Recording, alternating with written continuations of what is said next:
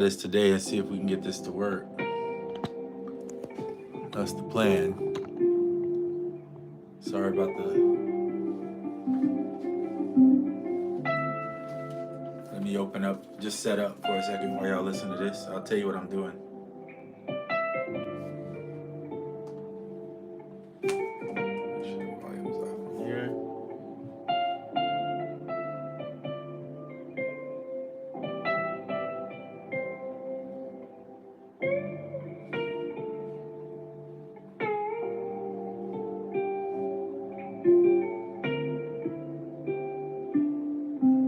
Let's see.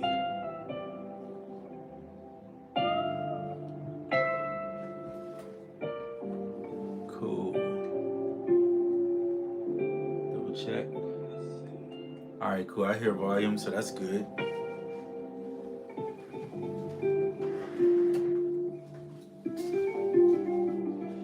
So I'm not gonna do Bluetooth connection today, primarily because I don't want to deal with my devices trying to connect off the same Bluetooth. So I'm hoping that'll keep it where you guys can hear it and still be good. So today I'm just gonna focus on what I do for my workflow instead of just showing you a bunch of different stuff. But I can show you some of the stuff I'm deciding. I'm setting up my mixer to show this. I prefer this workflow look on the mixer just because I have access to mute stuff quicker without having to go into the track mute. I think it's quick. Plus I have a mix button versus the track mute I could do, but it takes me out of the arranger again. So I still have to go back into hit the arranger. Editing, of course, you guys know that's in the grid. So this is me just playing a straight 16 bar solo lead on the guitar, using ample sound guitar, but playing it in off the keys, right?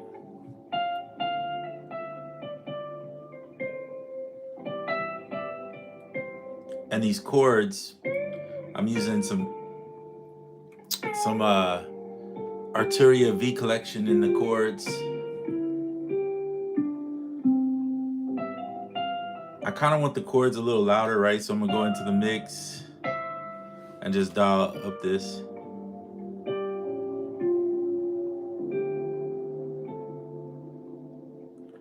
Maybe dial this one down a little bit.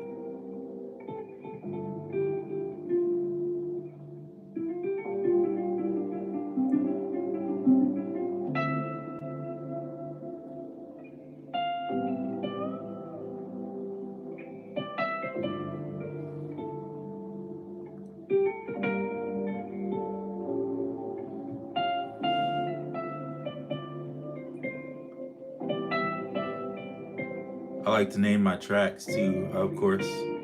Makes it easier to keep track of what's going on here.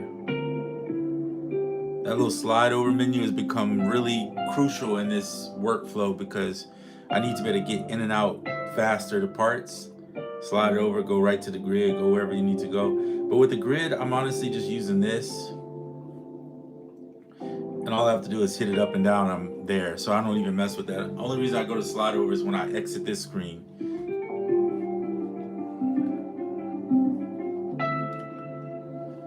I don't do drums first. I know that's like contrary to a lot of people's stuff. They may do their drums first.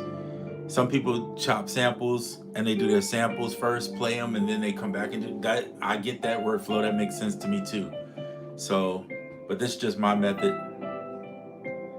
I wish there was a way. So currently you touch it, you got three options: delete, mute, and reverse. I wish there was a way to just increase the gain on a sample. There probably is some little mechanism you could do, but like if I double tap into here, it would be nice to have in here, like, you know, I want to dial it 1 decimal up or 2 decimals or 3, whatever, just to increase the waveform. Currently, I don't know of any option for that. You just turn up the volume basically, which I don't like. I guess, oh, you know what? Maybe here, let me see what this does. Oh, they do have it. Never mind. I should retract that statement. Let me see. Oops, don't do that. I think I'm at 70. Never mind. Every time I say something, I feel like I find it a few seconds later. So I'm gonna just stop saying stuff until I look a little harder. But there it is. So you can do it. So that's good because now I can go back in the mix and bring that mix back to 0. Because I don't want this to get crazy in here. This is like last resort. I'll adjust something in there. But yeah, you just do it here.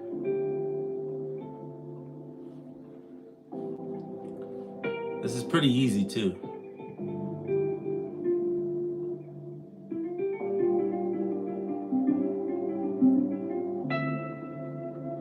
Thinking about putting it at 9. I like that. That's fine for me. I don't know why the audio recording doesn't just match what the track name is. That would be kind of nice, but maybe there's a reason behind it. Because if you have multiple audio recordings on the same one, there might be a reason why they do that. Or give you that option, I should say. Let's see. And then you go this way, and I know you can do some warp, detect tempo. I'm not even worried about that. I'm recording in at a tempo, so that's fine. And there you go.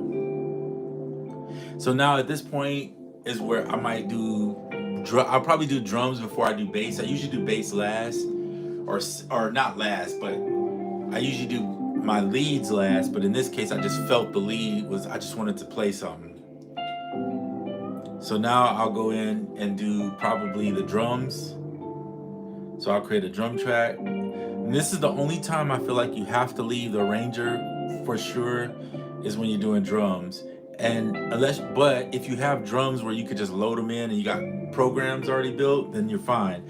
I don't really mess with that. I just load in based on what I'm playing and what it sounds like to me. Now the other option would be one shot. One shot is available on the iPad. I could plug that in and just start recording in some drums from there. But for the sake of this, I'd prefer to just use drums in here. Actually, you know what? Yeah, because I'm using the iPad for something else right now, so I can't, to be able to watch chat if you say something in chat. So I'm going to stop this for a second. So like I said, I use chat. Hopefully you can hear me clear, because usually I have my Bluetooth that blocks the background noise, but because the Bluetooth picks up on my tablet as well as my computer, sometimes it'll mess up, and the phone. I can't, that's the only unfortunate thing is with Apple, is you can't connect it to just one device and not have it connect to the other, unless somebody knows some other way. It seems to always connect to all my devices, and I have to like constantly tell it which one to be on, and it's just frustrating. But anyway, so this is just a, I'm using the Ample Sounds 335 with the Amplitude 5, which is just an amp, and I have the Fender collection, and I just use a Fender twin amp, which is just a very clean guitar amp, right? It has just enough, just a slight bit of grit. I mean, just enough to let you know it's an amp, but it's so clean that it's rare that you're gonna break it up unless you crank it really, really loud. You'll see rock guitarists do that, like Lenny Kravitz or whatever, do that on stage. He uses a Fender 20. He'll turn it up like crazy about, because they're playing, and playing humbucker guitars like this through it. Anyway, that's a whole nother topic. Let's get to these drums. So we're gonna load some drums in. So we're gonna go back to this page, to the main page. This is where I go at least, and then I load them in, and I find the ones I want. So I want this one to kind of be some lo-fi type drums. So sometimes I'll use Eldre drums, or I'll just go to this lo-fi stuff I have here and find some. This was a free pack I found online somewhere. I can't even remember where I found it. That tells you how much.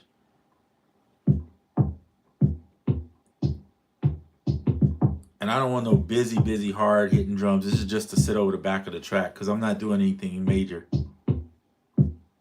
So sometimes like that kick will be just fine. Press the pad you want to put it on and hit load. Pretty simple, right?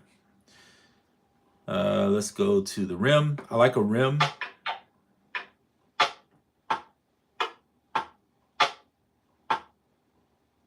Let's try that one. We'll load that one. I'm going to put another one in just in case I don't like that one, so I don't have to come back. And then let's get some hats. I don't like strong hi-hats. I like, when I say strong, I mean like overpowering. I like them to be really light, but still have that rhythm in it. That sounds good. That's 6. So we'll load that one. I'll put this one in just because, to give me a little accent hat.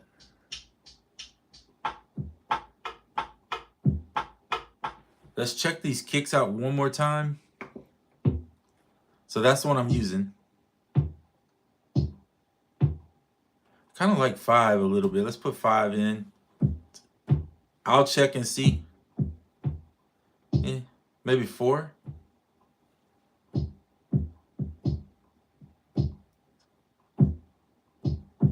Well, I think 2 probably should be the one there. I like 2 kicks that are similar. Sometimes you just take 1 kick and then just make it twice and then pitch it a little bit. That works too, by the way, if you want to just have a slight variation in the kick. And these are disc streaming, so they're coming off of the SD card. I do the small samples. I know people say do the larger samples like that. Yeah, but I'm not really chopping up large samples. If I was doing that, I would use that. But I think for me, this is fine. Just putting the hats and stuff on. So I'm making a kit as I go. I just leave it on drum 101 because I usually only have 1 drum track, and then I will eventually, you know, explode them if I decide to keep that track. So let's go back to where we were. We'll use the arranger. I like to work within the arranger. For me, that just works better. I don't like how it constantly goes to this BPM every time because I get confused and sometimes it'll switch my BPM up.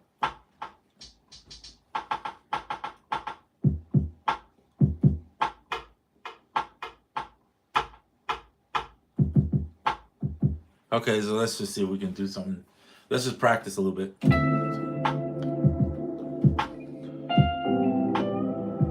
Might be good to put a metronome.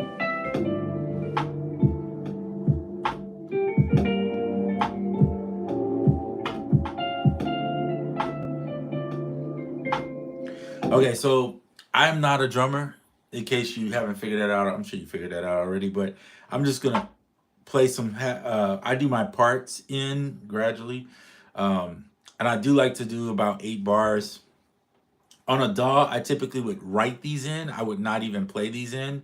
You can do that on here. The only thing I don't know how to do on here is to add a MIDI track. Like if I go on here and I hit edit, see, I don't think you can do that. So like what I'm saying is being able to go in and just say, hey, I want to put a MIDI clip in here. So if I go here, I guess you just touch here and then you got it. Yeah, there you go. I guess that's where it's at. It's in here. Let's see if we zoom in to my drums. Do I see? Okay. So I guess that's pretty easy. You don't even have to build a MIDI clip. You just do this. I have trouble drawing on this thing because it's so small and you would have to zoom in. But I guess you could, let's see. Can you duplicate it? You can duplicate it. Oh, nice. Okay, so that makes it a little bit easier. All right, let's see if we can do this. Let's draw in some drums. And I can always adjust them later if I don't like them. Ooh, that's bad. The accuracy is terrible. At least with my fingers. I mean, if anybody else has better fingers, I mean, good for you. But yeah, the accuracy, I'm not going to do this because the accuracy is so bad. I'd probably just be frustrated more or less. I'm just going to play in the sounds. It's quicker. All right, so here we go. Just going to do the snares first.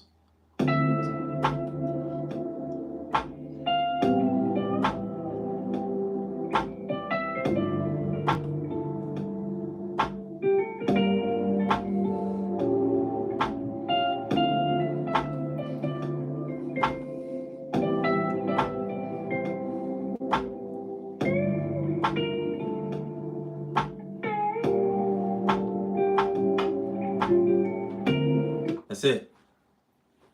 All right, so let's go back and look at that. So here's what I gotta try to understand. All right, this is where it gets tricky for me.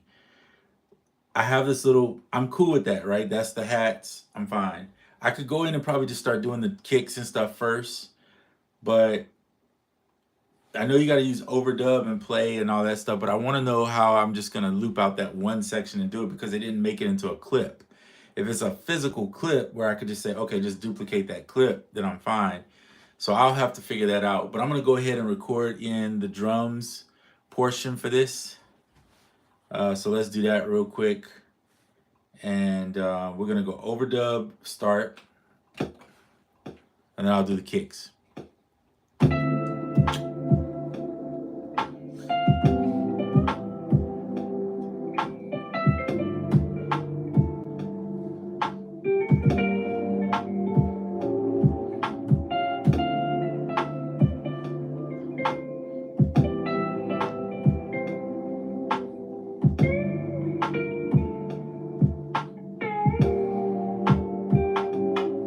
I messed that up. It's okay. So, Mr. Spacely, how you doing? Good to see you. Let me go in here. Now, when you do the editing on here, they want you to do it in here. So you can select them all and duplicate them in here. It does work that way, but let's go back here because I don't want to type in it. See, I already did something here wrong. Okay. So you got to zoom in. And if you make mistakes, it's either you're going to re-record it, which is usually what I would do, or you go in here and start editing those kicks out or whatever you're going to do. So what I'm going to do is, I see one kick I for sure want out is this one. So I'm going to go ahead and delete it. Actually, I'm not going to delete it. I'm just going to nudge it and not snap. I'm going to put it over at the 8. Actually, I already have a kick there. Never mind. I'm going to delete it then. All right, so shift, delete. Done. Editing on a lot of stuff is pretty easy, but when you start getting on these little small MIDI notes or whatever, it can be kind of challenging. They took away pattern mode. Back in the day, my 8, oh, you had an 8, like MV 8000? Is that what you're talking about? Like Roland? Had both options. The MV, yeah, the MV 8000. Yeah, I remember that. MV. When you say pattern mode, I'm not sure what you mean. You mean like the track mute stuff where you can create sequences? You can still create sequences and make patterns, if that's what you're talking about. You can still do that. The only thing they haven't, and they probably will add. Remember, it's in beta right now, so they probably will add back in. See, you have pad mutes and everything. Is they'll probably add in where I think people were complaining about you couldn't do it live or something like that, but you can delete and erase stuff live using the mute. So that the erase button and then the pad, you hold them down and it'll erase while it's recording. So you can erase and do dropouts pretty good. Yeah, I thought it was only linear. No, you can do everything. You can do the pads and stuff, create your sequences and everything. Yeah, all that stuff is still, they haven't really removed anything. I don't know what people are talking about removal because everything, it's a different workflow in some ways if you use the linear. Sure. I mean, you can go to the grid if you want or go back to the arranger and use the grid in the arranger. This is just an arranger. That's all it is, to arrange your parts. Yeah, you're good. Like, no worries. It's okay. I'm learning too. See, I'll be like, oh, something's not in there. And then all of a sudden it'd be like, oh, it's right there. My bad. We all do it. So don't worry. There's no tripping here.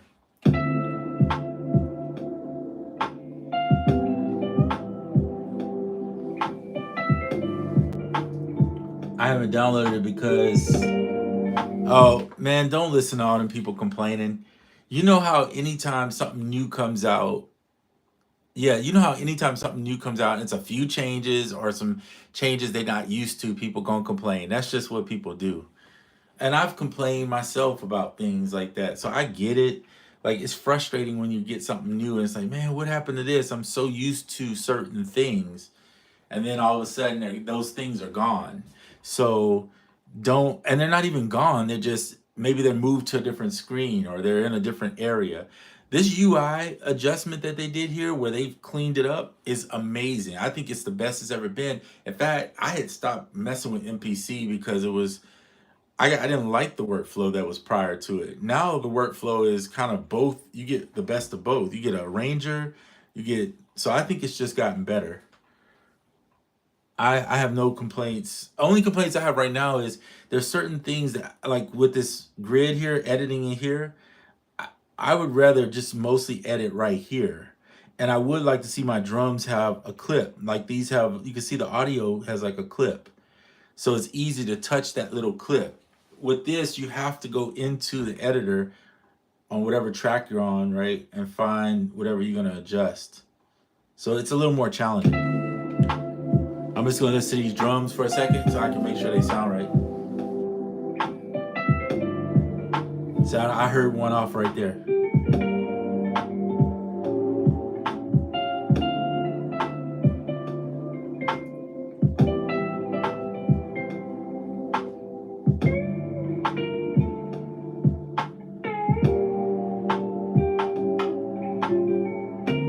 So I like it. There's one note off and I know where it's at. I can see it actually. I'm pretty visual with stuff, so I see it and it's right here. So here, check this out. If you didn't watch my prior video, you see how the grid up here shows you 3 and then there's bar 4. And then here's the, you know, the quarter bars right here that exist within them. So they keep it in line for you on the grid so you can easily move and edit parts. So it's this note right, it's this one I believe right here that's off. So see how I can see that's off, I see it's off the grid, and it's not, I just nudge it where I need to put it, right there. I just want it a little bit that way, boom. And then you can set the playhead right here and then just hit play to make sure it's on. That one's off a little bit too. I usually like the ones that hit on the 1. My ghost notes can be off, but I like these notes to hit. So I'll right on the 1. So I'm gonna, just so they're not, then I'll press the bar back, press play. Then it works, see? It's pretty quick.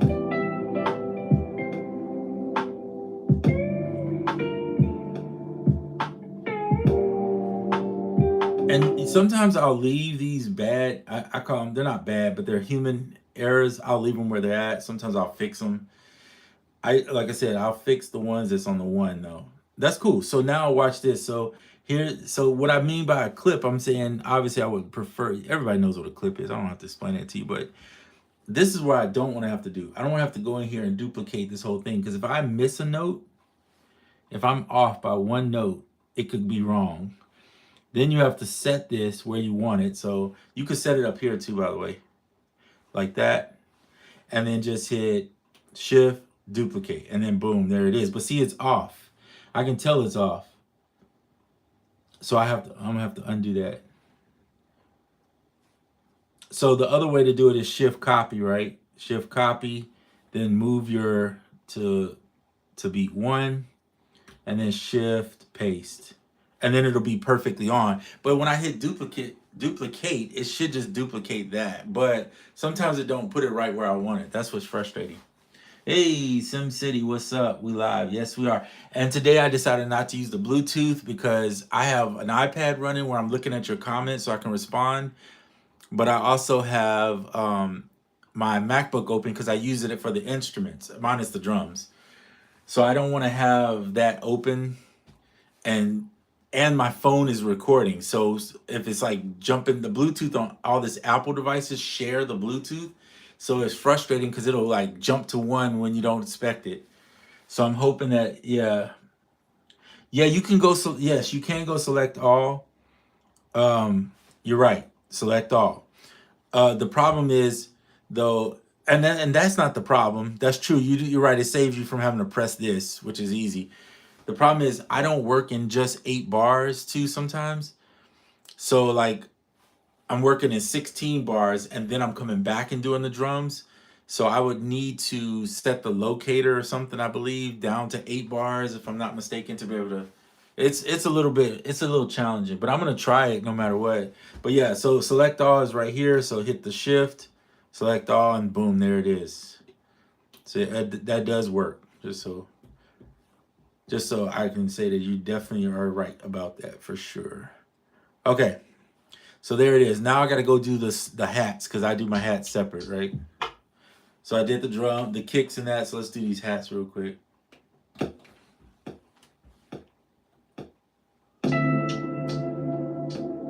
Uh-oh.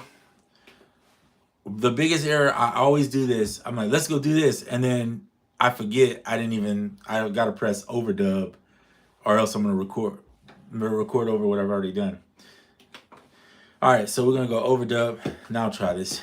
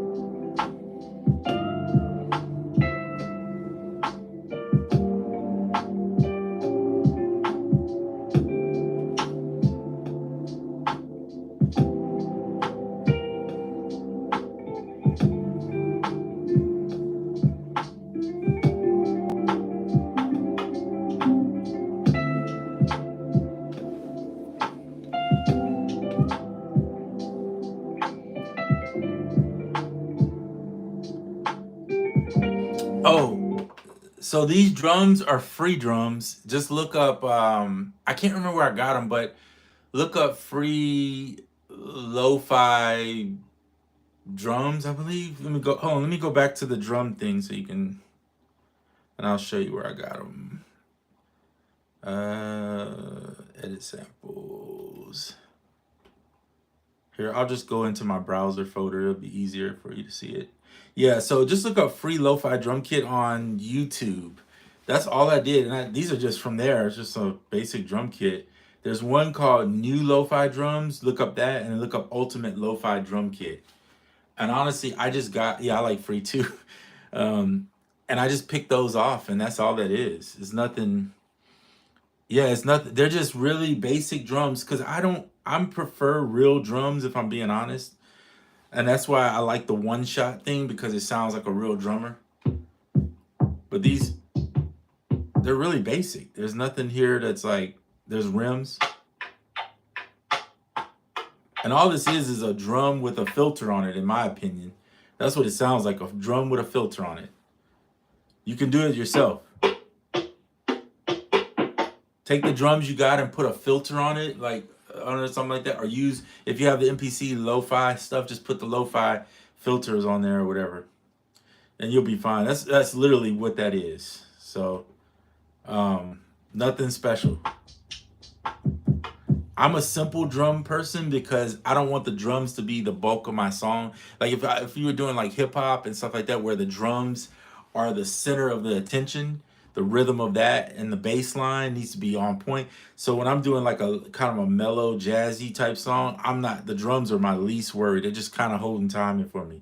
In fact, I build my songs without drums half the time just because of that. I'm more focused on the chords and the lead melody, me playing the guitar over it.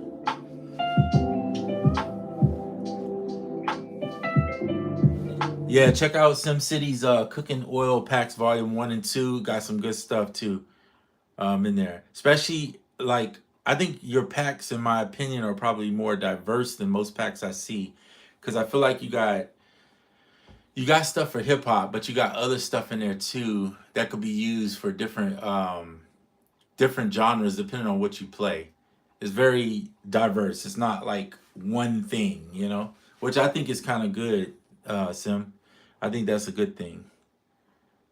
It's I can't sit and listen. Well, I do listen to a lot of jazz, but I don't listen to the same music over and over and over. It'll drive me crazy. I have to switch it up every now and then. Yeah, it's good to have mixed variety. Yep, for sure. It definitely is. It makes you a better musician too in the long run. So if you're not just like, I hear a lot of rappers that don't even listen to rap music because it doesn't, if they'll just do the same thing over and over and over. So they got to explore other sounds and styles. And that's more me. I'm more kind of diverse when it comes. I'll listen to some rock music. I'll listen to all kinds of stuff. Jazz is just where I'm my middle ground to where I feel more settled in with jazz and like R&B. But Yeah, so those are all cool. So usually I'll do my drums. Now I'm gonna go do work on the bass. So you'll see I'm just putting audio tracks in because I'm using instruments off of the computer. This is Trillion, and I use it for bass.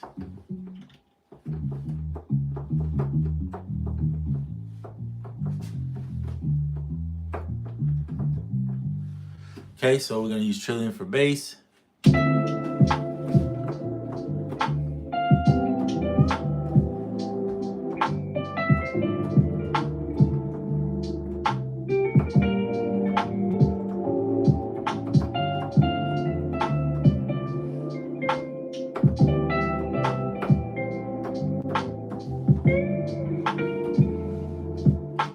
Okay, different ways to play bass. Let's talk about that because people struggle with bass.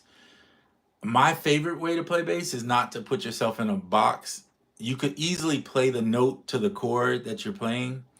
That's pretty simple, right? You learn that first note, the root note, and just play those notes. If you just want a basic bass where it's just follow the chords, that's one way. My method to this madness is typically to that I like to do, I should say, is typically to follow just figure out what is the scale that you're playing in. Like in this case, I'm playing in D minor. So D minor is all the white keys except for the B, and then it's the B flat. So any of those notes work in this progression. It doesn't matter what I play. As long as I stay within those notes, I'm going to be inside of the right scale. The question is, do I want to just follow the pattern of the chords, or do I want to follow just what I feel? And I think with bass, in my opinion, it's more of a feel because you're setting a groove, right? So you can do octaves. Sure, you could go. Here, I'm going to turn this up.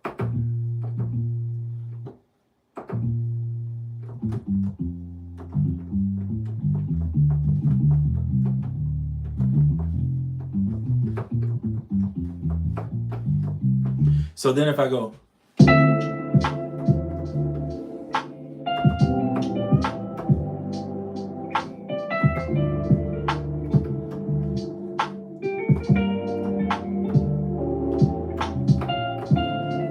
right? Something like that. That's 4 bars. And a lot of times what I'll do is I'll play 8 to 16 bars of me just doing it, and then if I like a certain section, I'll go back in and use that section. Now with this, because I'm recording directly into the MPC audio, I need to kind of know what I really want to play and just play it.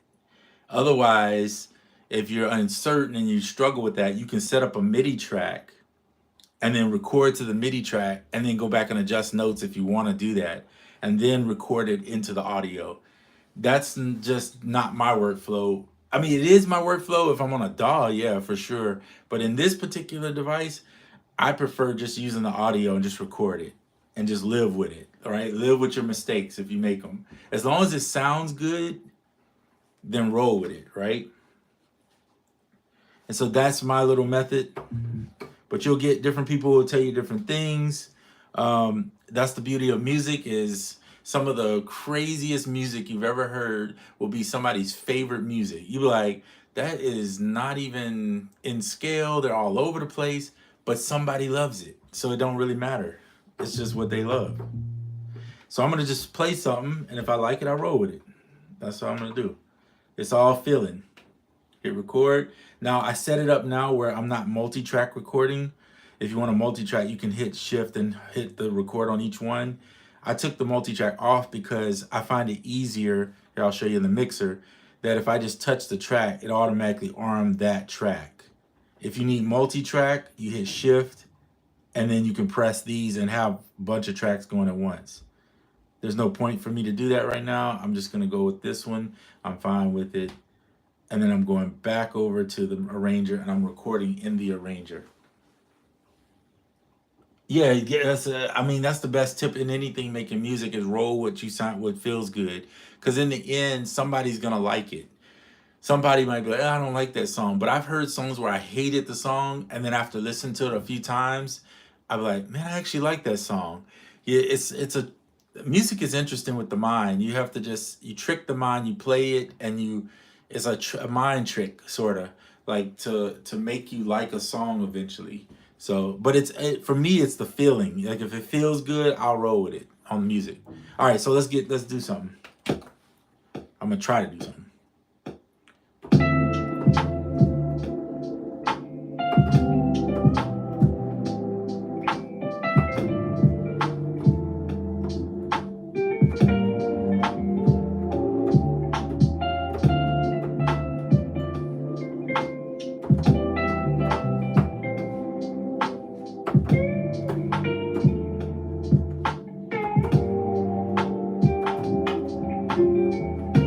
All right, we'll roll with that. And you can see it's there. Now here's where it gets funny. You gotta go in here and do your adjustments, right? If you hit this edit button, it helps because for whatever reason, when this is on here, taking up my space, I need more space to be able to see what I'm doing. So I like to zoom in so I can see, because the chopping on here is not as fun. And it would be nice to be able to do this, hit shift, and then cut it right where it's at, but it doesn't do that. Like if I place the marker, I want to hit shift cut. It does, for whatever reason, they didn't do that. So I would fix that if I was them. Because here's what I don't want to, when I hit erase, let's say I go to erase. Oops, that did the whole thing. That's not going to work. If I go cut, okay, it cuts sometimes in the wrong spot. So how do I cut? Oh, that's wrong too. You can see it's not cutting right on where I want it. Oh, that's wrong too. So I'm going to zoom in a little bit closer. Go cut. Now it cuts right on. But I got to get that close to cut. That's annoying, right? So, oops, I didn't mean to go sample. My bad. Go back to the Ranger. I meant to go shift and then go, well, I guess I just need to go touch this piece. Then I'll just go cut. See what I mean? So little things like that. Now, to make this duplicate this part here, I'm trying to get the words out of my mouth. If you touch here and here, you can just click duplicate and it'll put it right at the end. So that's pretty easy, but you can also do that with the audio clips. You can do it in here. So you don't have to do the duplicating in there. You can just do it in this arranger screen. With the MIDI, you can't. So it'd be nice if they just fix it all together. Like you could do it in here for the duplicating of project parts. It's a little annoying, but it is what it is. Now you can do it in here if you change this bar here to 8, and then you go to the edit. You can go copy bars, or you can do like double the length. But because I play at a 16 bar length or 32 sometimes, I'm looking at the screen like I might only record 8, but I want to have, like I recorded this riff here at 16. This was me just literally playing. It was one take, right? Sometimes I record that way. That's just me. Again, this video is more about my workflow, so just take what you can take from it. If you don't like some of the stuff, that's cool. You don't have to use my workflow. It's just my thing, right? All right, so let's listen to it, see if I like it. Sometimes I will not play the same bass line. In other words, I'll play that bass line, and then I'll have something totally different for the other 8. I'm just doing it this way just so you can see it, but, you know, it just depends on the situation.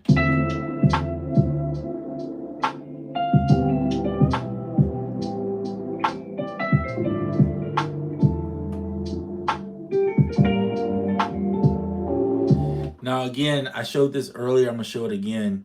If the clip is too not good enough for you, in other words, when I say not good enough, I actually mean you need some more volume in it. If you hit the edit up, you can see down here, if you go back over here, there's a level. You can adjust the level here. And this is the best way to adjust it before you go to the mixer. So don't run to the mixer and go slamming that thing up high. Turn your level up for the clip right here. And each clip can be adjusted separately. Right? So if you need it to come down, do your adjustments here. Yeah, I like this music vibe. Oh, thank you, SimCity. Yeah, this is me, man. I'm more jazz, kind of like, jazz is my go-to, and I've been lately, I did a whole album, if you guys haven't checked that out, Bandcamp, or it's on Spotify now and other places. The only place I know it's not on is Apple Music, and that may happen later, but for whatever reason, this company I went through, they did not distribute it to Apple Music, and I will probably not use them next year unless they add Apple Music on, because that's places I know a lot of people use. But yeah, I did a cinematic album. I'm heavily into like music based on using AI art, generative art, and then creating these scenes in my mind. I'll come up with an idea about a scene, like a kind of like a movie scene or a thought, and then I'll take that and I'll write a song or make a piece or whatever that kind of fits that vibe, and then that's how I make the music. And so it's cinematic art in that way in music. So yeah, yeah, check the drums out. Just look on, like I said, on YouTube. If I find where I got it from, I have to look again. But I don't like to put out people's kits. I don't want to put somebody else's kit out and be like, even though it's free, I don't want to put it out and be like, yeah, check out this kit because I really didn't make that kit. That would be like stealing. So I don't do that. But I'll definitely, if I find the link where I got it from, I'll let you know in a video or something. Here's the link. And then you can just go download it from their site or whatever. But anyway, yeah, so here we go.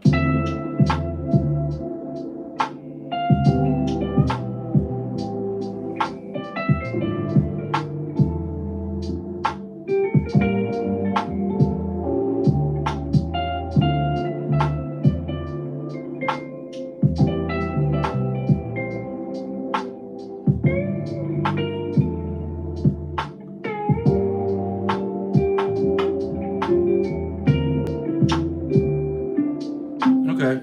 No, it's all right. It's not my favorite, but it's all right. It works. So if you zoom in again, I show this to you one more time. You can obviously see that the lines here match the lines down here. So you'll know kind of where you're at, and then you can just go through your parts. And of course, you see this note is not on perfect. That's fine. That's real life playing. That's nothing is perfect. So, and I don't want it to be actually. I want it to be off a little bit. It keeps your mind interested. Music is like that. If it's human, we talk about human feel, right? Luha, what's up? Hopefully I'm saying your name right. Yeah, man. So we want the human element in music is what keeps us interested in it. It's not how robotic we can sound, because anybody can do that. We can make something that sounds very robotic. So my thought is on music is find whatever human element you're gonna bring to it. So some people go like, watch this, I'll show you. Some people go into their like this drums right here. They'll go this way and they'll hit swing. Well, first of all, they'll do quantize. Then they'll go swing and turn it up. I could do this. I'm gonna show you 60. Let's do 65.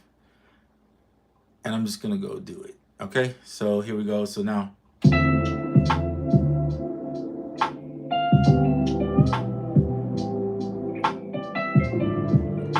it sounds to me bad. So I'm gonna undo what I did because I played it naturally. I didn't. So one way that you could do that is go in and quantize everything if that's what you really want to do. You could go in and naturally just quantize it and then just shift stuff instead of doing it. If you really want to do this like this way, you could go in, okay, like where's my hats? So my hats are right here and here, right? And when you touch it, it selects all the events. You could manually do not snap and then start nudging stuff over. You know, like just nudge it a little bit till you get it on.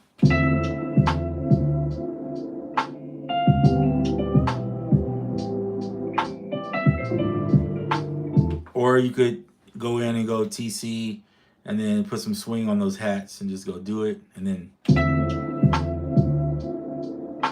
which sounds okay, but I don't think you swing, if you swing everything, it's gonna sound, it might sound a bit robotic in a way. So I'm gonna swing these hats though.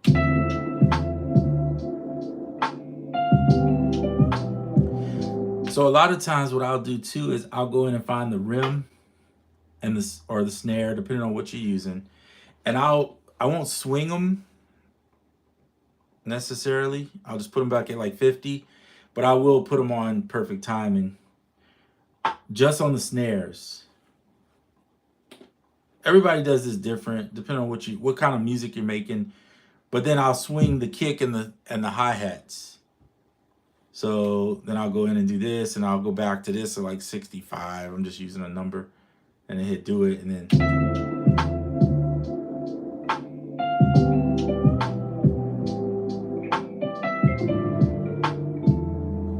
But I also have these kicks too, which I didn't do. So you could leave some kicks off. Like if you have one kick that's not your ghost kick, but then the other is, you could leave one on, one off. I mean, it's really up to you how you're gonna do it. I'm gonna put this one at 65 too. I'll do it.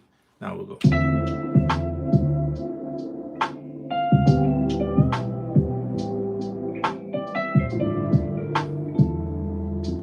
There you go. And just so I'm not like, just so I don't get, people get bored. I get bored easy, okay? So I'm just being honest with you. But so if you're the type of person you get bored, the beauty is in here is, watch this. I'm gonna double the length of this track. So I'm gonna go edit, and I'm gonna go double. But what I'm gonna do, now we're at 32. But what I'm gonna do is I'm gonna take out, if you hold down on whatever this one, let's say, I'm gonna mute it. So now it's gone. So you hear, and I'll bring it in here, but then I might go down and add another lead, right? So I'll go, well, before I do that, let me name this track.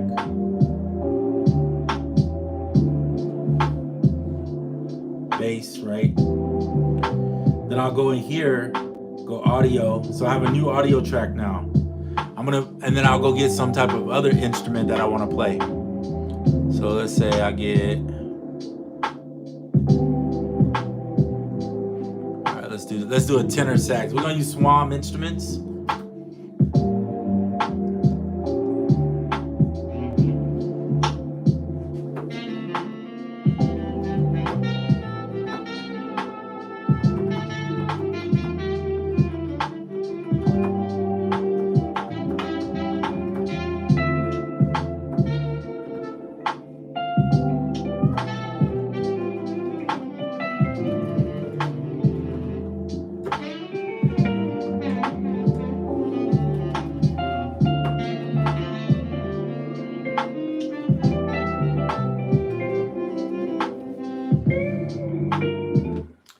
Lou, what are you saying?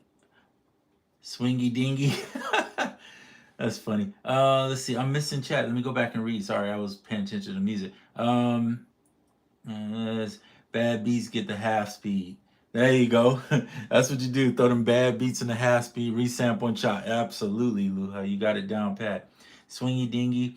The 65, the magic swing on the. In my opinion, 65 is that swing. It is.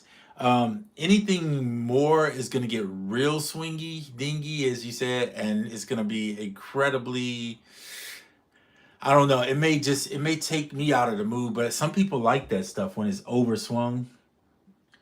You got a saxophone? Yeah. So this is a tenor sax from Swam. I have a couple of them, but this is just one of them. Testing beat tape format on that arranger this evening. Oh, okay, interesting. Beat tape format. 8 full beats with extras. There you go. Export as one tape, jingles and everything. Interesting. So what I was thinking was, in this song here, going back to the music.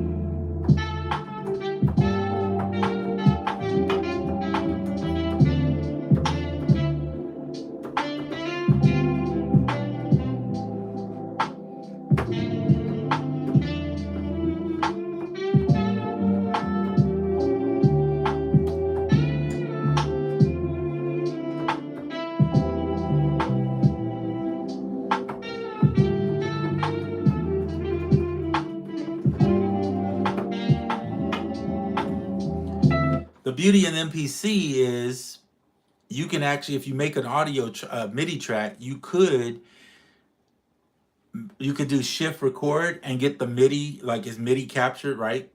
And then use that MIDI and then re-record that into the audio track if you're unsure on what you want to play. But in my opinion, once I know the scale, then I'm just having fun right there. I just let it go, and I'm not about to sit here and try to worry about no MIDI. It's all about just landing the joy of what it's gonna sound like at that very moment and just live with it. Live with mistakes. Mistakes make music sound good.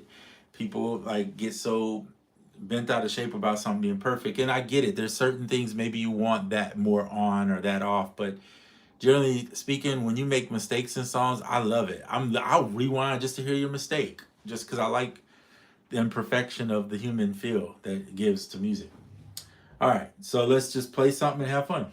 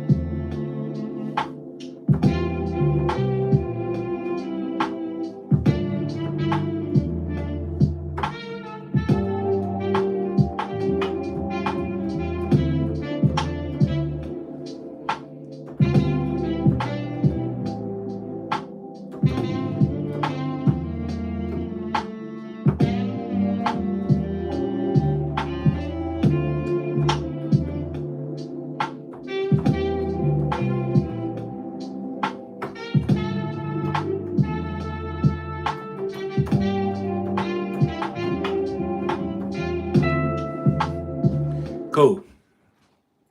And you don't have to fix the tail end if you don't want to. Leave that mess where it's at, okay? Let's be honest. Just leave it.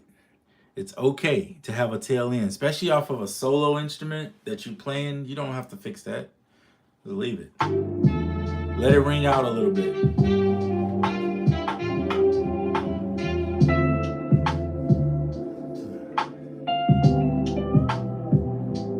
So now I got two solos. So now do I have to keep this solo here?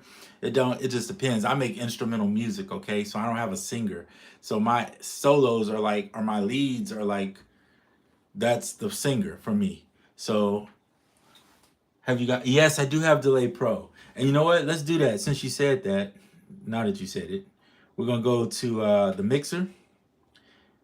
And if I hit there, I'm gonna go ahead and put in tenor. And usually I would add more reverb to this too, but I do my reverb and stuff in here because I have Valhalla, and I like Valhalla reverb stuff better. Okay, but since I didn't put it in there and I've already recorded, I could always do that later, go back. I'm gonna go into the effects, and we're gonna go into delay, and we'll do this one. And I love Air Delay Pro. Amazing plugin instead. Yes, I think this one out of all of them, as far as effects, this one and the Flavor Pro or Flavor, is it called Flavor Pro? Yeah, I think it's called Air Flavor Pro. Those two to me are the best two effects in here altogether. Oh, and then the clipper, the soft clipper is really good. Yeah, soft clipper is really good. Okay, so let's see here. What can we do? I have to look through some of these because I don't know all of them in here. And I've used them not on keys, not on guitar, vocal, slapback, creeper. That's weird. Chorusy. What do y'all think? Vibrato maybe? Let's just try it. Yeesh.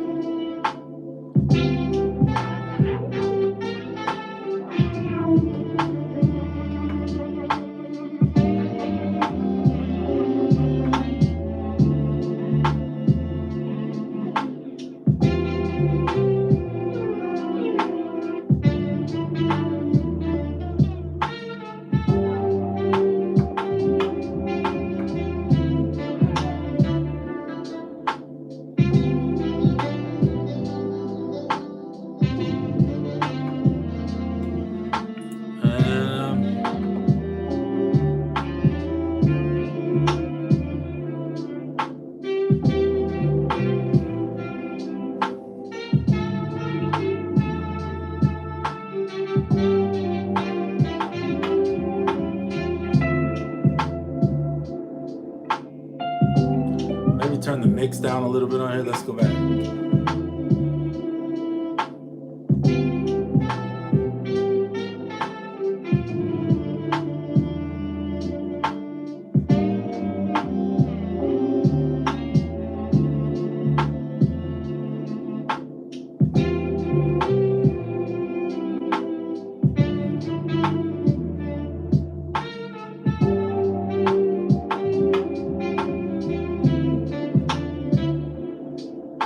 There we go. Just a little bit of feedback.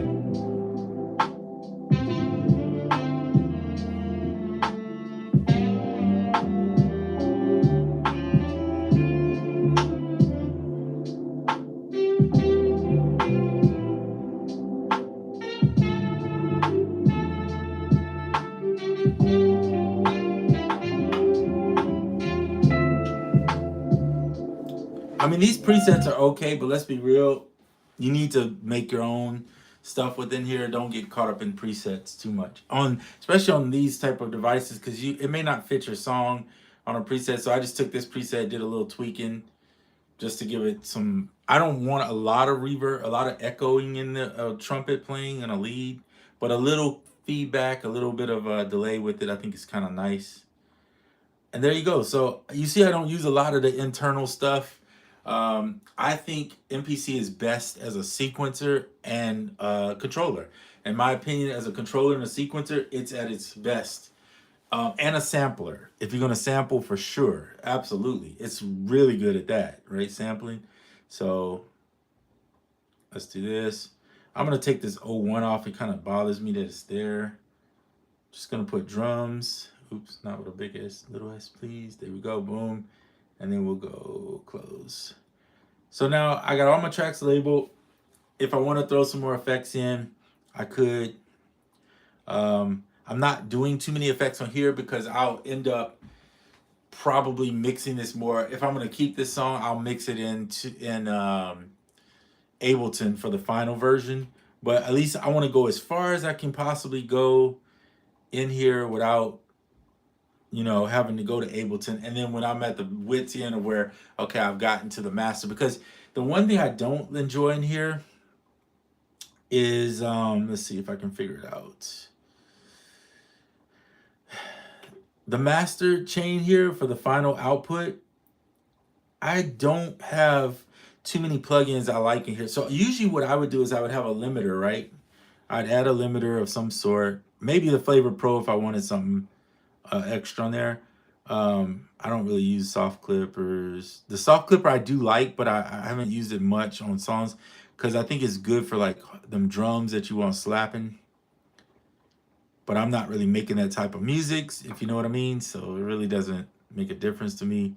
Where is it at? My goodness. I get confused on where stuff is sometimes. Can't go wrong with an EQ, but that's not what I'm looking for. All right, so I was thinking maybe it's under, yeah. So I was thinking a limiter, right? Put a limiter on there. And now you can, if you hit this button here, you can move stuff down. So I'm gonna move the limiter down to the final track, okay? And then I'm gonna turn it on. And I know there's presets. And I, you know, usually mine would be this. I would just go there and maybe adjust the gain, like my inputs to quiet or whatever, which is fine. Right? Then you could go maybe not there. Let's cancel that. You could go up here. We could use Air Flavor Pro. Where's Air Flavor Pro? Brain can't find it. There we go. Yeesh. Hit that button, and then you can go in and start figuring out what you want to go with.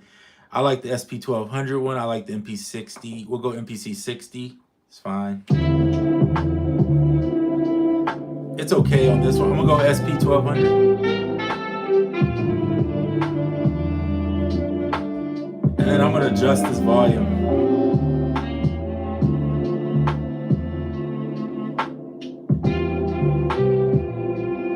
That's fine right there.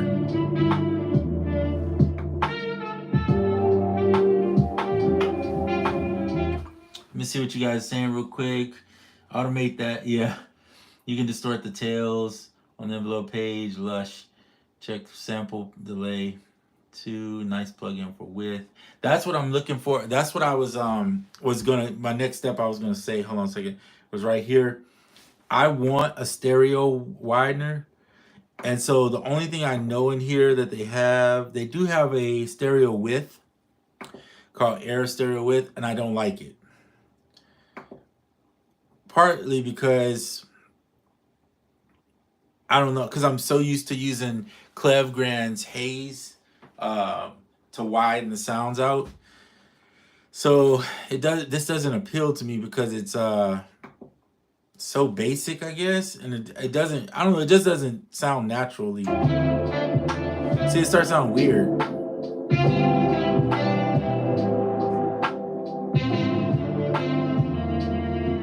So maybe I just have to go in and adjust it.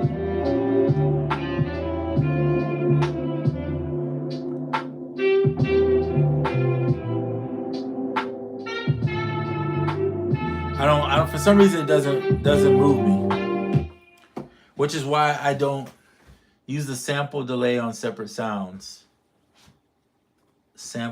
Oh, you saying sample delay. So you're saying to go into each sound like in the mixer here and put it on there and then just widen it. Don't widen the lows with that.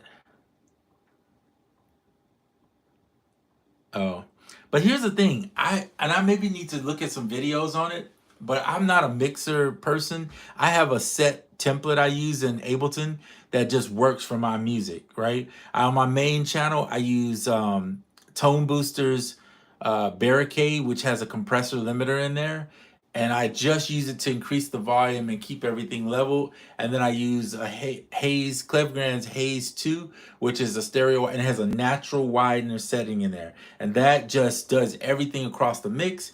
Everything else is just lowering and adjusting volumes because I don't do a lot of panning.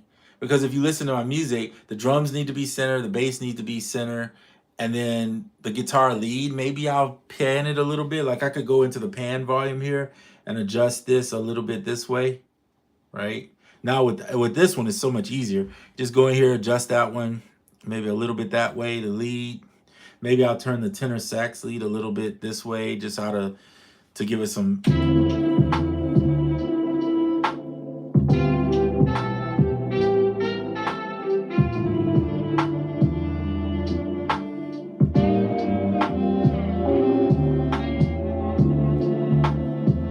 But I don't do a lot of mixing, but my music is different. Like if I was doing some like EDM or things of that nature or a bunch of sample based music, I think I would have to do more EQing and all that extra stuff, but I don't need it when I'm just playing instruments. Honestly, the song will sound better if I throw it through Ableton, run it through a couple effects that I use in there, and just send that sucker out. And if you go and listen to any of my music, that's pretty much, even on iOS, like when I use it on there, I have the same row and it works. I mean, just for my music. Now, I'm not saying this is for everybody's music. Everybody's music is different, but you have to figure out what you're doing. But if you're doing EDM and all that, yeah, you got to do a bunch of sidechain compressions, and I just not into it. I like making music more than I like mixing music. Let me be honest. And if you use good sounds, that is crucial. Don't use cheap sounds. Cheap sounds, you got to work so hard to fix. You're always trying to fix them and all that. Just use good stuff. I've been down that road where it's like, oh, but it's free. I'm like, yeah, but it's also not free for your time because it costs you so much time to sit there and fix all that. So you have to figure out what works for you. Do you have a bunch of time, or do you want to just get some plugins that's going to help your mix sound good? And I mean, I'm not doing mastering for like top-notch stuff, but I'm just saying you don't need, if you're not using a lot of sounds, like most of the time, you can see here I got 5 tracks. If I explode those drums, I'm gonna have another 3 or 4 just because they're using different sounds, but I'm not using a lot of tracks. So it doesn't really require a lot of work. And then if I was gonna add something else here, okay, Luha, you only use the MPC. So yeah, you probably know a lot more than when it comes to only using the MPC. See, I'm not, I can't say I can't do it. I just would say I would get frustrated because there's certain plugins that I like in it, but some plugins, they just don't sound good to me. And my problem is I'm not a sample bass only artist, so that doesn't work for me. Like I need good sounding instruments. And I can play instruments in real life, but if I had an instrument, I would sit here and play it. But I like my Trillion bass. I like my ample sound guitars. They sound good enough for me to get in and record songs. and feel like, man, this is still good, you know? So if you're only using the MPC, I'm with you. I totally agree. You got to learn these plugins well enough to where you can figure it out. I wish they would show the master. Why don't they show the master channel on this mixer? This is what's confusing me. So there's no master on this mixer, right? So like, where is it at? Am I confused to say that there is no master? Been through plugins like, yeah, plugin life can get expensive. But once you buy the ones that you enjoy, like I got the saxophones I like, I got the trumpets I like, I got the guitars I like, the bass I like. I don't have to buy those again. It's a one time, it's a stop, buy them and done, right? And then after that, it's creating your own presets. It's learning how to tweak those instruments. And I probably have 10 to 15 instruments that I use. And those are my regulars. Spectrasonic, Spitfire Audio. I use Dawson stuff like traction stuff.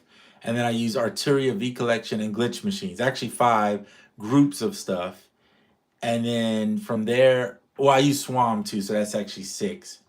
So between, 6, 7, probably like 7 total. 7 different companies I work with instruments. And I don't work with them, I just mean I use them. And then I have Valhalla for my reverbs and delay. And then I use, what else do I use? Oh, and then I use some of the Ableton stuff, some of the Ableton Max for Live plugins. So if you ever watch my videos, you'll see those. Sometimes I'll feature some of those. But that's it. You were also using Bitwig with a few things. Yeah, Bitwig is good. Bitwig is, I call it Ableton's cousin. Bitwig is solid. I like Ableton better just because I like Max for Live tools that are available, and there's more people using that are putting those out. If Bitwig ever had Bitwig for Live, I don't know, Bitwig tools or something like that. I'm sure there's some people that make them, but I don't see them and I don't follow that workflow. But decided to just use the MPC and it feels good. Yeah, you know what? MPC is, well, now before I wasn't going to use just on MPC just because they didn't have enough to hold me. But I will say this. All right, watch this. I'm going to show you something. You know the MPC better than me, so just bear with me as I go back to my arranger and I'm going to look for a certain track. Let's go back to the initial track up here. I'm actually going to go into the mixer and just solo out this track. So this thing already has its distinct sound, so I wouldn't add too much to it unless you want to EQ out something maybe.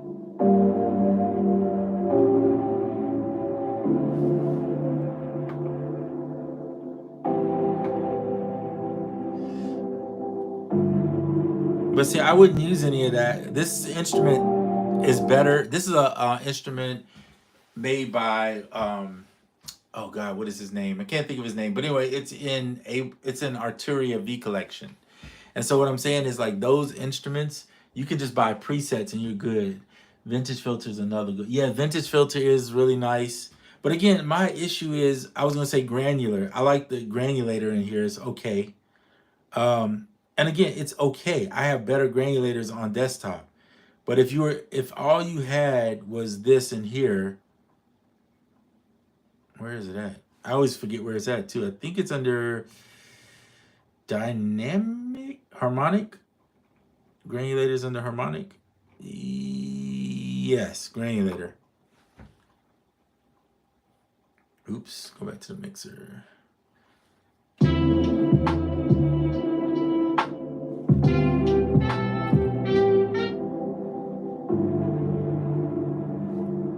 Off.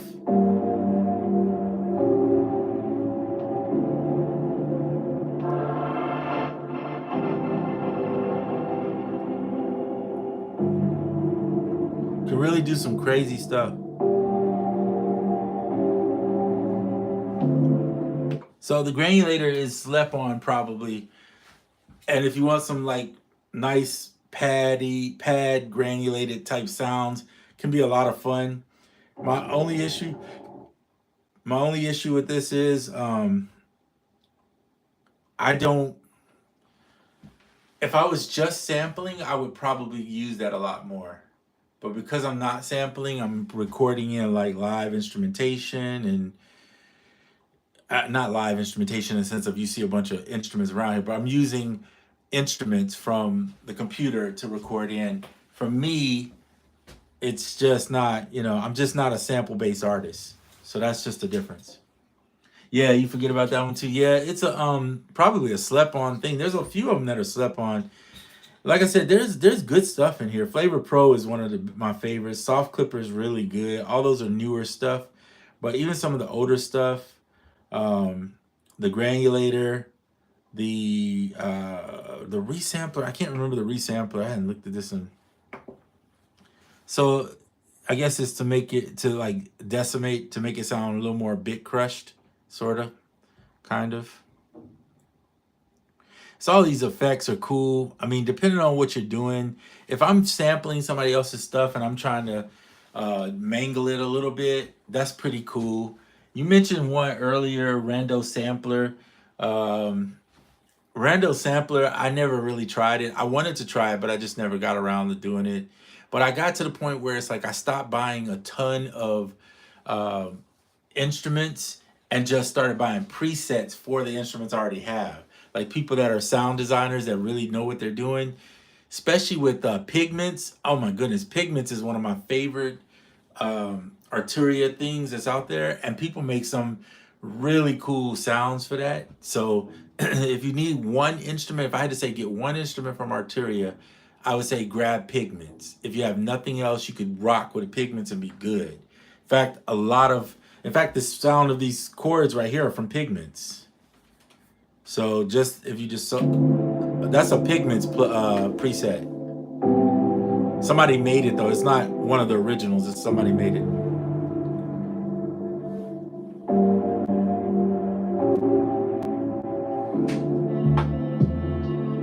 Right?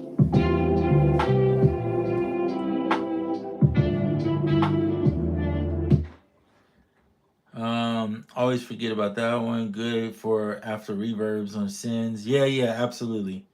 You could do that. Throw a little granulator in after the reverb, maybe. That's why I went full MPC just to use and get the most out of what I got. Absolutely, and I think you should. If I had to go one device, I would just go with the computer because I'd have everything I need in there, and I can do it all on the computer. I can even make music without having this keyboard because Ableton allows you to use your QWERTY keyboard as a controller. So I can actually get in there and do similar. Now, the one thing that's hard in there to do is play good solos on that QWERTY keyboard. I kind of need to have keys to do that. So when I bought the MPC 30 Key 37, I bought it for the let me go back into here. I bought it based on the fact that this was coming out. Oh, as soon as I heard it, I was like, okay, I'm cool with getting MPC. And the reason I also bought it because I needed a keyboard. And I have to have wheels. That's kind of a mandatory. I wanted some good keys. These are the full-size keys for me. And then the pads didn't matter to me, okay, at all. Because I can drum on the keys. In fact, I do that more often. I just started messing with this because I got it here, right? Go here. But I don't usually care about that. Usually I'll go here, right, and do it on the keys. Doesn't really matter to me, but it is what it is. So that's why I bought it. And then, of course, the MPC workflow changing kind of just pulled me in. It was like, all right, I'll use the MPC. But I realized even after getting it, I had already owned all the plugins. But even after getting it, I was like, I don't really like those plugins. They're okay, they're just not something I would gravitate toward. So I already had all the plugins I needed and wanted. I didn't want any other plugins. So then when I got it, I was like, okay, this thing is still good for me because when I want to sample, I can do it. When I want to just record in some live into it, I could do that. And I can still use the MIDI for the drums. Because I'm not going to record live in drumming. That's too much. So anyway, yeah, that's the reason why I did it. Um, cool. So I usually don't say this, but if you can smash the like button, I'm not sure if that like button is reset or if everybody has, but I know at one point we had 9 people in the room. One of them is me watching from my iPad. I'm not worried about that person. But the other 6 that are in here, if you can smash the like button if you haven't done so, it just helps to um, pull people towards the channel and hopefully grow the channel even more. That's the goal, is to continue to grow. It's been a long journey, but it's been fun, and I think I've been on it now for at least 2 years, if not more. So it's taken 2 years to get where I'm at, but it's a slow grow when you're not editing. I think when you're like when you spend a lot of time editing the videos, people tend to come to your video, but I'm not really into editing videos. That's the part that deters me from using YouTube, is the editing. Now we got 10 people, or 9 for sure. But yeah, so I wanted to show this workflow. This is my workflow. Again, you don't have to do this for yourself. If you need to just see all your stuff, you can do that too, and then stretch out. But yeah, recording in parts using audio tracks, super nice, easy to do. I can do my solos by keeping out, 16 to 32 bars. I can come in and record a solo real quick and then still do what I need to do. Edit, get as much of the song done in here. And if I don't want to do the dropouts, are still the part that irks my nerves, because I don't like going into this editor. Let's say I want to drop out the drums. This is where it gets frustrating. I'm going to go to bar 8. I have to go into the, oops. You have to click on the track and then go in here to erase parts, right? It corresponds to these bars that you see here. So if you zoom in here, you can see the top zooms in with it, and then you can drop them out. So let's say we're going to drop out this section of drums, then you would select it. Let's see, that is a snare rim right there on the 3. Why do we have a rim? Oh, because we're doing the, yeah. And so then you could go in and drop out a portion of it.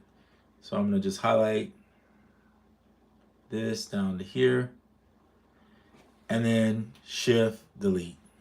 Pretty simple, but frustrating at the same time, because it would be nice if you could do it right here and just cut the part out instead of having to do it. But now I can just play it from this marker.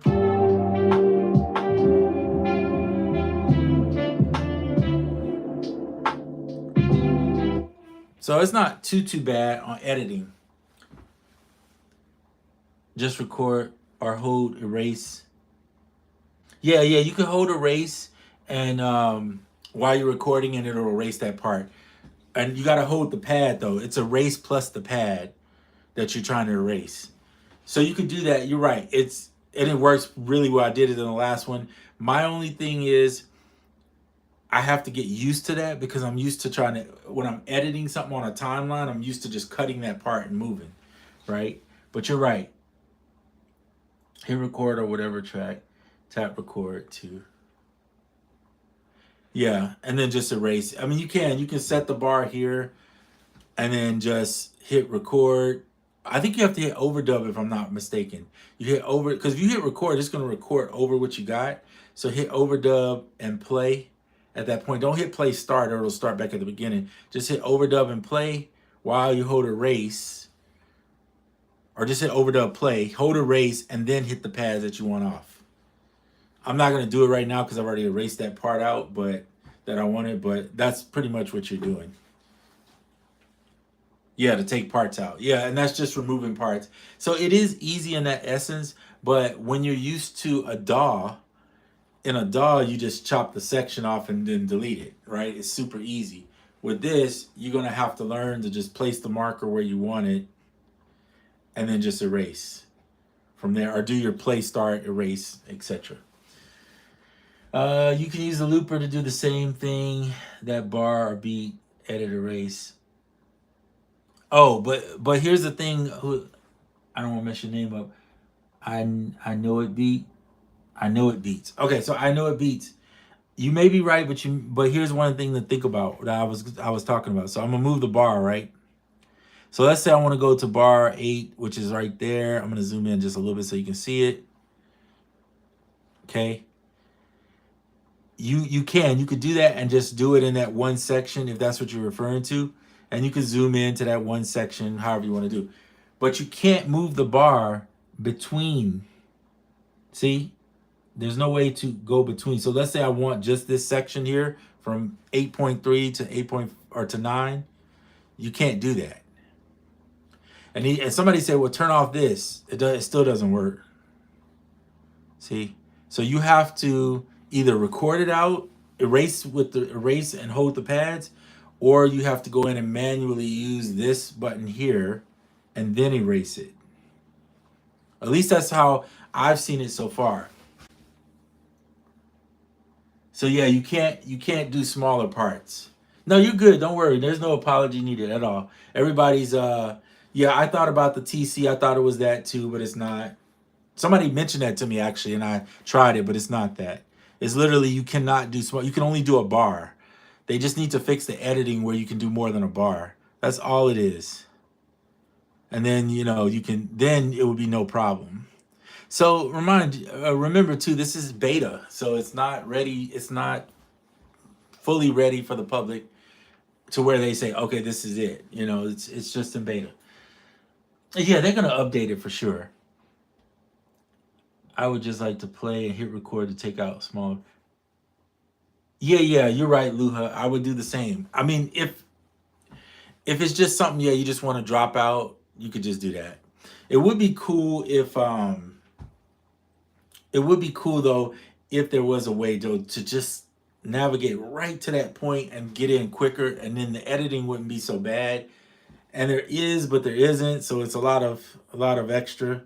Like if I want to go over here and I pick this point here, sure, I can go right into it. I mean, with swiping into it, but then I still can see here. What track are we on? 23. Oh wait, there's 24. So we want to go to, let's see, 16, 24. Yeah, so we want to go to 24 right here. Wait, and is that the one I'm going to? Now my brain's drawing blanks. Hold on one second. 24. Yeah, 24 is where I want to go. So I have to remember to zoom in to see it, because otherwise you only see 23 to 25. So yeah, you could do this, and like you were saying, I'm going to do it on this part here. Make sure you're on the track. See, I don't even hear the track right now.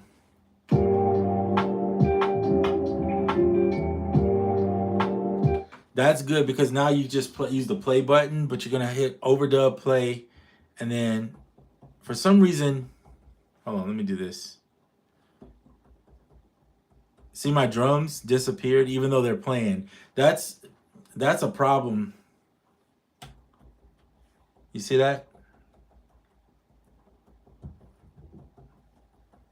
See, I have no, where are the drums? They're there, because if I hit, you can hear them, see? But they're not here when I'm on the drum track. I should be hearing something on the drum track. And and I think this has to do with the, I know it's weird. I think it has to do with the streaming, the disc streaming, that they're disappeared. So if you make a track in this thing, just make sure you edit. I'm not going to remove them or anything like that. I mean, not edit. Make sure you go into main. Sometimes if you go in and go out, it'll work. Let's get off that track. See, it disappeared. It's gone. Arrangement. But the range is, everything's there. But the samples aren't. Oh, you know what? User error. I was on the wrong bank. There they are. So I don't know. Sometimes it jumps the bank, and that's weird on me too. But it is what it is. That was a user error. That's on me. Okay, so what I was going to say was, yeah, here. So now we have them back. All right, so go back into the arranger. Set the loop on the spot you want. That way you don't have to guess where it is.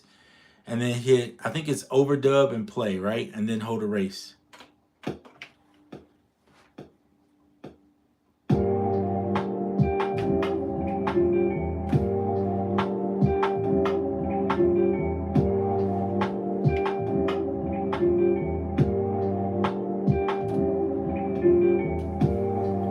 So you could do that. That's an easy way to do it. Yeah, I selected B. Yeah, bang. I don't know why. Sometimes, like, if you play with the keys, this may not happen to anybody that just has the MPC Live or the MPC One, or maybe even the X. But when you have the keys, I'm gonna see if I can do this. You see, if I hit this note here, a different note, it switches up here to bank B. So I'm playing. You see how it's switching back, bank C, B, A. You see that? How it's jumping depending on what I play. So it'll do that to you. It'll switch. Yeah, key 61. So see, that's something that I'm still, man, I hear you, Luha. It drives me nuts. Cause I think like, where's my drums? If I go back to the drum track, it should only touch this, not the keys. They shouldn't be connected, but they are in some ways because you use this for keys if you want to. It's weird. Have you thought about mapping the drum mute to a Q link and automating it? Mapping the drum mute? Oh, to automate the key to mute and stuff like that.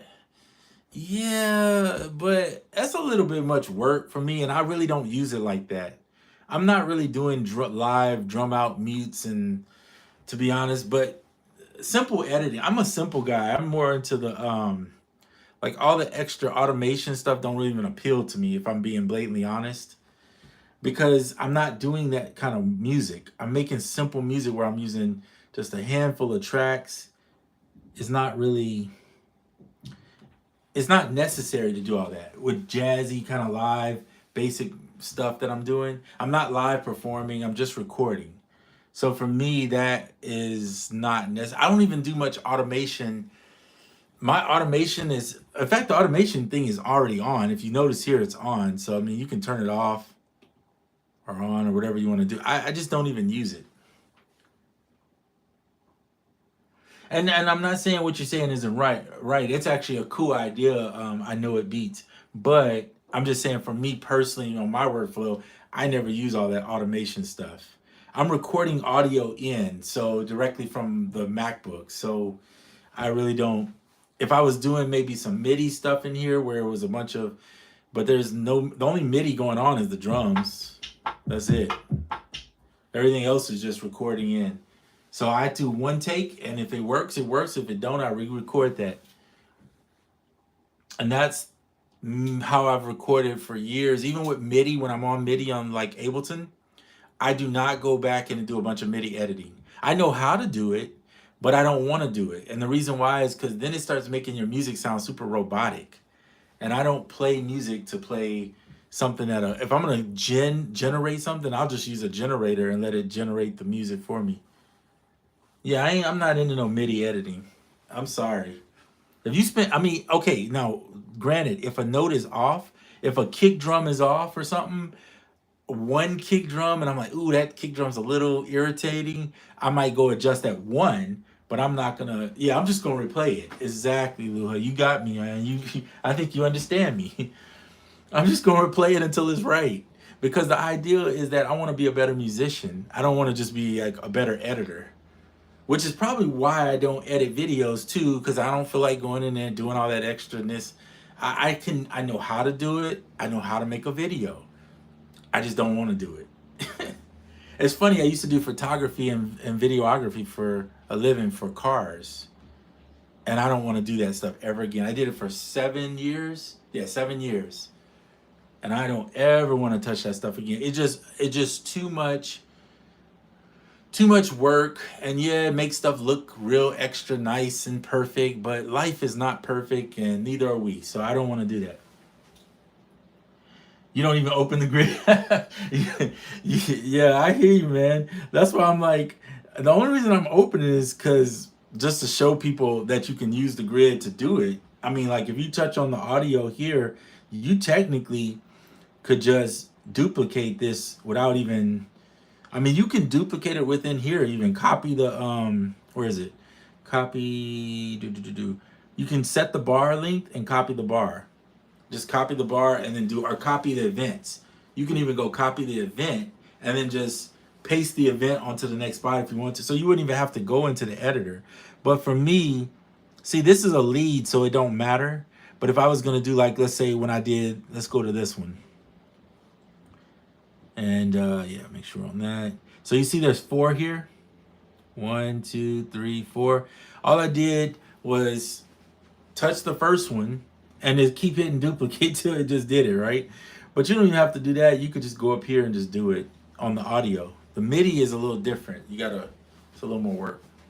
But yeah, I'm not interested in editing, just because I don't really care for it. I like to see all the mistakes up in there. Leave all that stuff up in there.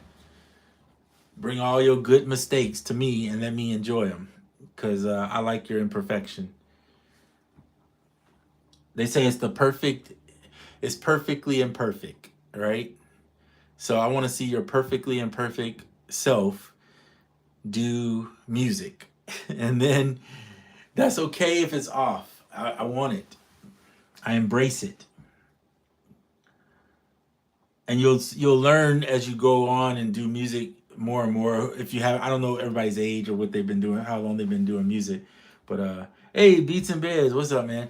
So you didn't miss much. You can always go back to. I'm gonna post it for sure because it's a long event here. I don't even know what timing we're on, but all I'm showing is how I record in using audio tracks. So I hit this button, add an audio track, and then I set up. Luha, who's in the chat, actually showed me how to set the keyboard control where I don't have to do it but one time and it's done, right? So now any instrument I bring in, like for instance, let's just get a piano here.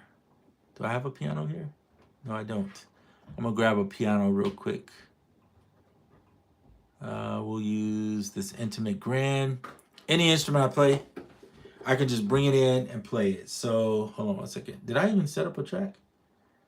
Oh, I did not. Let's do an audio track. So see how I set an audio track?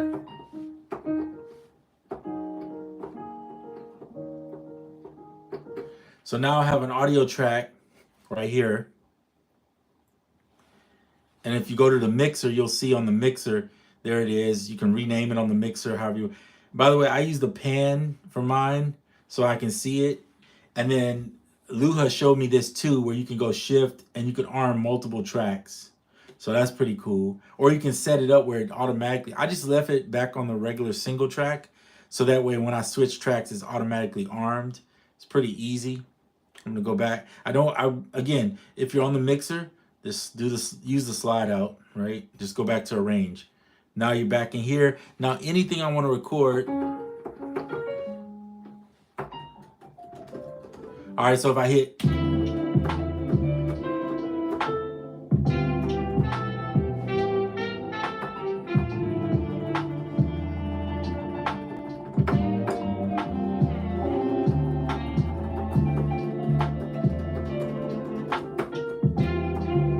right? So every instrument, from the bass, from the tenor sax, from swam, using swam instruments, the guitar lead that you'll hear right around here when that one goes out. So the horns go out, that's all recorded live.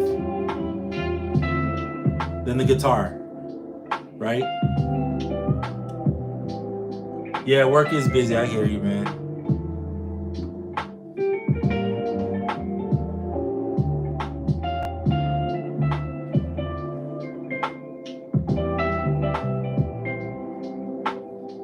Right? Then you can go back into the mixer and add in, if you go to effects, any of the little effects you want to add in. I don't use too many effects on here. I record in with the effects already in Ableton. It just saves me time. And it's less I have to do inside the MPC. And yet I keep forgetting to just go back here. I don't know why I keep doing that. But anyway, and then if you want to mute something, just mute it. If you want to remove it, like I might delete that one out because I'm not going to keep it there. So just delete it out. It's pretty simple here. I do wish that they would add more with these clips. They would just put the MIDI in a clip. That would be so much better. Just for the simple fact that I could just touch on that clip and go edit. If they're gonna keep this edit like this, then it would be better if the MIDI is not a whole clip of all your MIDI and would just be. But like I said before in here, they put these line markers for a reason. So when you zoom in, it corresponds to what's on the on this upper area here. So you know you're in 13th bar right here if you're gonna do editing in here. Otherwise, like me and Luha said, play that thing till you get it right. Um, just demo it and I'll check it in a bit. Yeah, if you go back to the front of the video, you'll see it too. And I just kind of showed you the gist of what I was showing everybody else. And then we were just talking about the music. Yeah, it's very much needed. Yeah, quick muting and arranging another way. Yeah, that's pretty much all it is. Quick muting, arranging another way, non-destructive. Yeah, if I'm doing samples, for sure, all of that. I really haven't messed with the sample-based stuff so much. And you see I'm not even using drum programs, so if you haven't figured that out. And you know what I really hate about this though is, and I'm gonna be honest, let me grab this, hold on one second. I really dislike these black pads on this MPC, man. I wonder who thought that was okay. Were they doing it based on looks, or were they doing it based on like what it cost effective or what? But this thing here collects so much dust. You gotta have your little lint roller, by the way, in case you don't know that. This thing, because I'm about keeping my stuff clean if possible. But my gosh, could they have at least... Can we get gray pads or something? Because the gray ones I noticed don't even show no dirt on there. They don't make a button to clean your pads, unfortunately. Yeah, I hate it. Should have gone cleat or clear. Oh, clear, yeah, for sure. Clear would have been fine, or just the gray pads that they put on the live with the what is that one called? The retro ones. They don't show as bad as these. But this thing be showing. I be seeing folks got dirt, extra dirt. I see my dirt on it. I'm like, and I'm sitting and I try to clean it. And then I haven't found one of those deck savers that you could put over. That would have been nice if Deck Saver would make one for this. I don't know if they have one for the 61, but I do know it would be nice if they do it. But anyway, back to this workflow thing we were talking about, because I can get sidetracked quickly. So this is my workflow. This is where I'm at with it.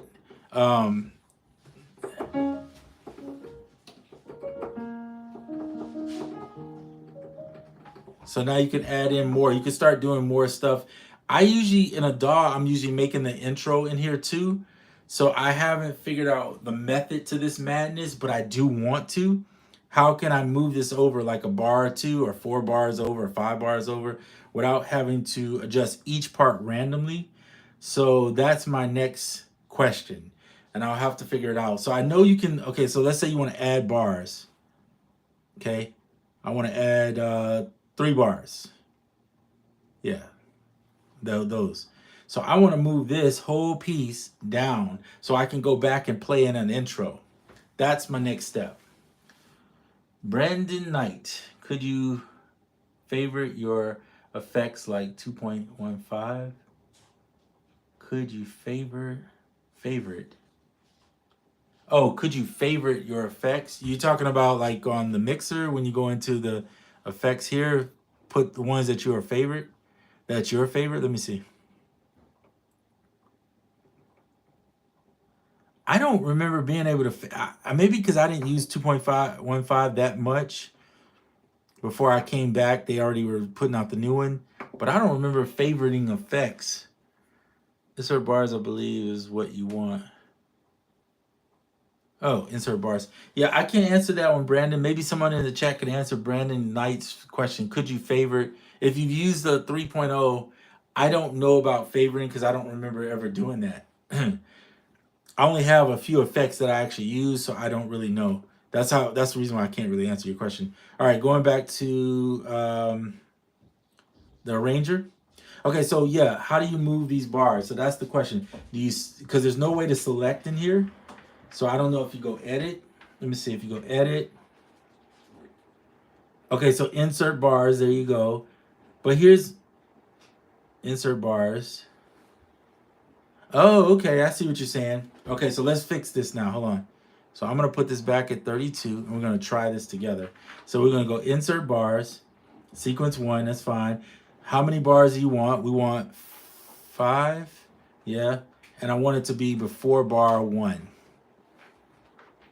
Hey, thank you, Luha, you got that.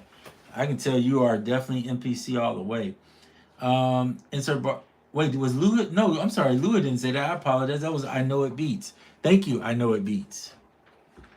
Insert 3 bars, 4 bar one. Thank you. I Know It Beats. Yep.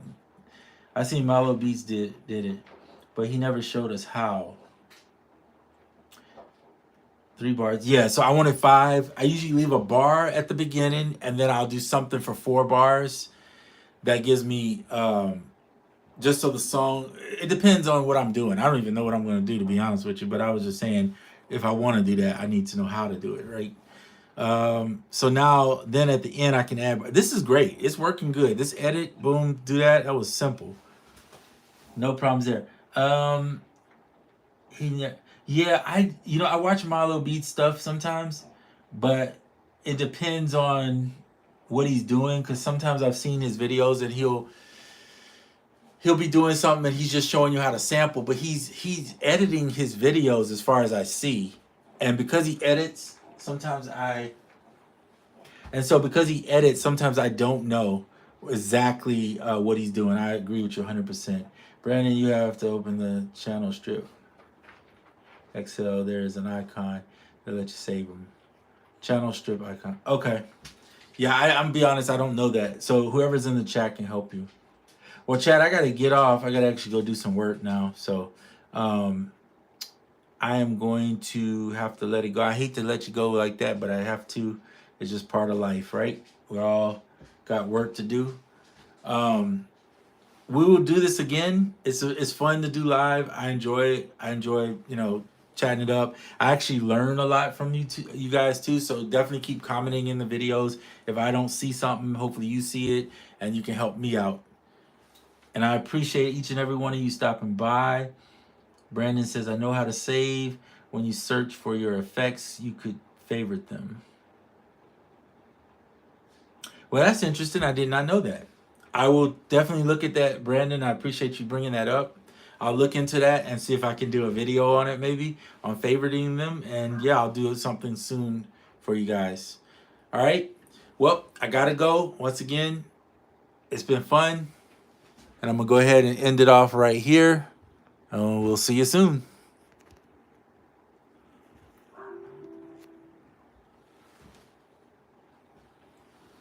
Let me see.